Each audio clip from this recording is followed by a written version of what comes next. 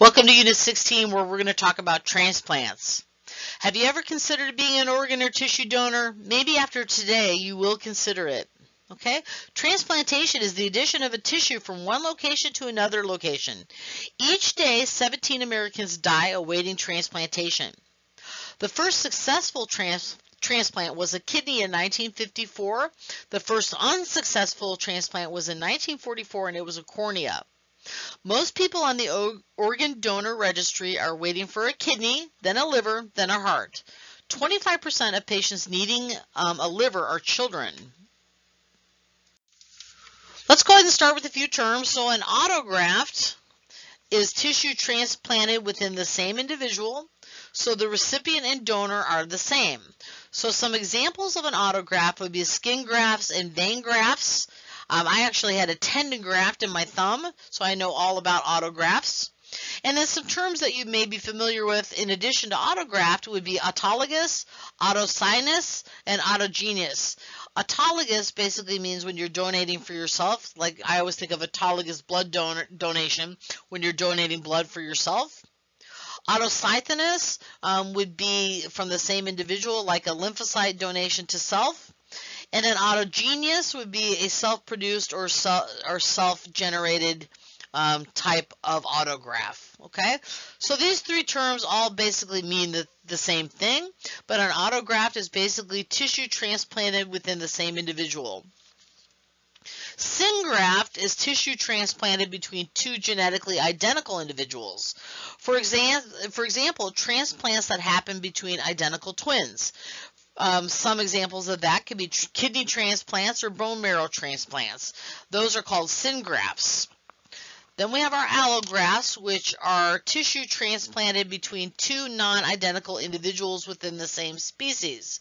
So most organ transplants fall into this category. Here we are talking about transplantation of hearts, lungs, and kidneys. And then we have xenograft, and a xenograft is when you have tissue transplanted between individuals of different species. So an animal to human transplant. For example, a baboon's heart that might be transplanted into a baby, or pig heart valves that go into a human heart.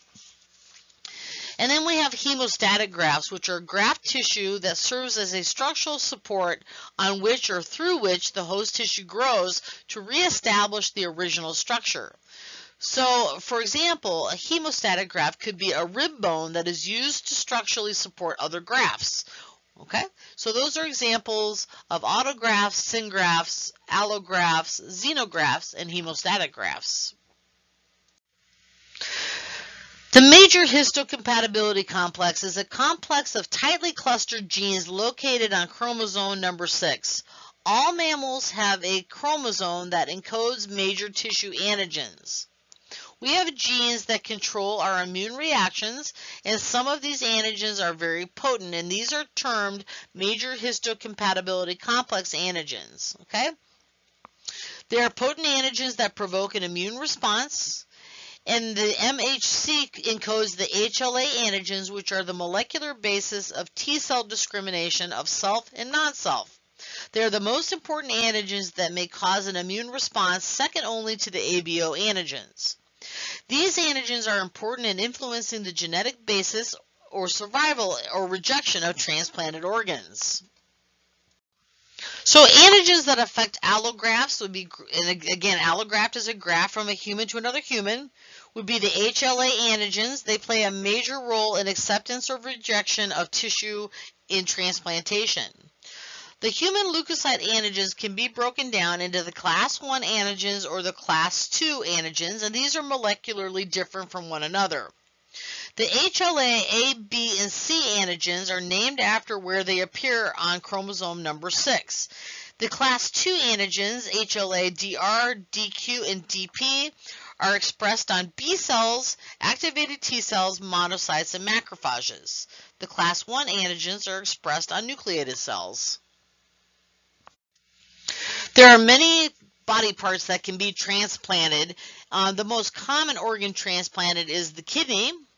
Heart valves are usually the result of rheumatic fever or other heart valve damage, and those types of transplants are either pig or cow valves that are used. In heart transplants, HLA matching is usually not performed because there is just not enough time. A heart has to be transplanted within 4 hours. We have cornea transplants, and like I mentioned, the first cornea transplant was done in 1944. We have skin transplants or skin grafts. These have a very high rejection rate because skin is an organ. We have a lung transplant, and the recipient and donor must have an almost identical bronchial circumference for a successful transplant. A lot of times you'll see those as heart-lung transplants. Pancreas transplants is on the list.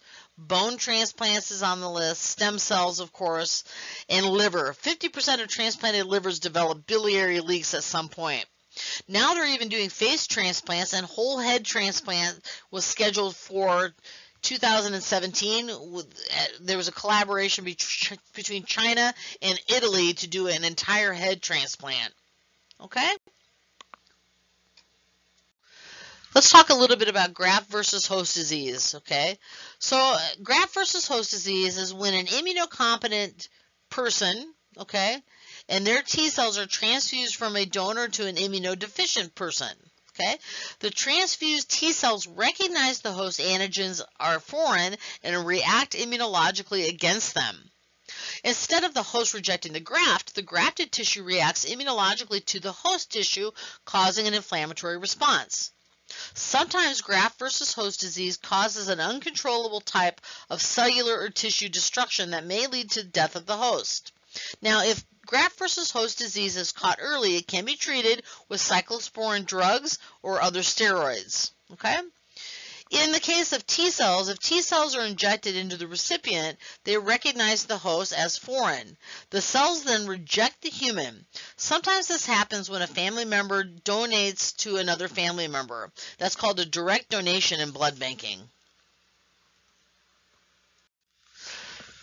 So sometimes the tissue or organ is rejected, and that's called either acute graft rejection or chronic graft rejection.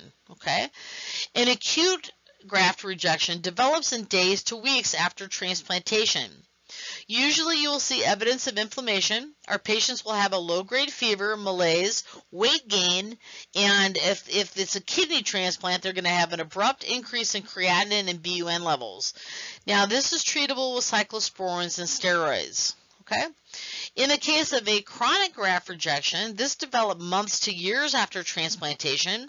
If it's a kidney transplant, you're going to see an increase in creatinine and BUN levels, and you can see fibrosis starting to occur in the patient. Okay? So those are some examples of graft rejection, especially when the recipient is rejecting a kidney. So that is it. We are through Unit 16. I hope you have enjoyed all the lectures, and if you have any questions, please reach out.